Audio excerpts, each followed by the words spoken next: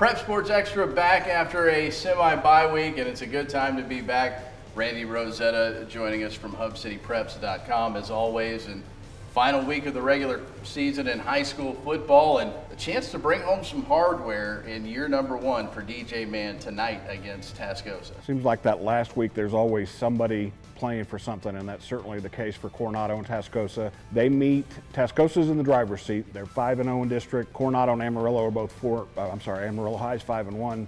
Coronado's 4-1. They can forge a three-way tie if they win outright. For seeding purposes, they have to beat Tascosa by 10 to get the number 1 seed. If they win by 3 to 9 points, they get the number 2 seed. If they don't win by 3 or more points, they get the number 3 seed. So a lot to be hashed out, but the big thing for them, especially after that 0-3 start, is Coronado would like to win that game and be able to say, hey, we were tri-champions this season. Yeah, I guess the hay's in the barn, kind of, so to speak, for Lubbock Cooper. Already won the district title, everything, but still something to play for. Won the district title, won the number 1 seed. Ryder could still technically tie for the district championship if Cooper loses. Cooper would like to win that game against Randall Friday night, finish 5-0 for the 4th consecutive year in that configuration. They're going to bump up next year. They're going to Division 5A, Division 1. That would be a nice little bow to put on things, to finish 5-0 4 years in a row in that district. No doubt about that. All right, and we still have some things to hash out in the TAPS ranks as well.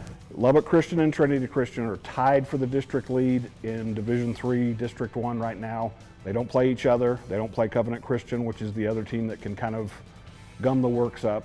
If Lubbock Christian and Trinity Christian both win Friday night, Lubbock Christian would be the number 1 seed going into the playoffs. Trinity Christian would be number 2. If one of them loses, Covenant Christian could catch them and kind of create some tiebreaker situations.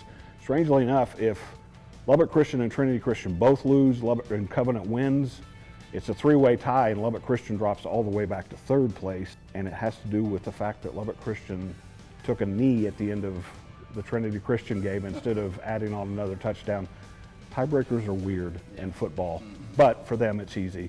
Lubbock Christian and Trinity Christian win, take care of business, you know exactly where you're going to be. All right, they're all working towards the playoffs. Volleyball in the playoffs right now. Yeah, several teams got bounced out. Friendship, Monterey, Coronado seasons ended. Lubbock Cooper did not. They took care of business pretty impressively against Plainview. Maybe the best I've seen Carly Morrison's team play in the last 3 years. And they're very motivated. They got bounced in the 2nd round last year by El Paso High.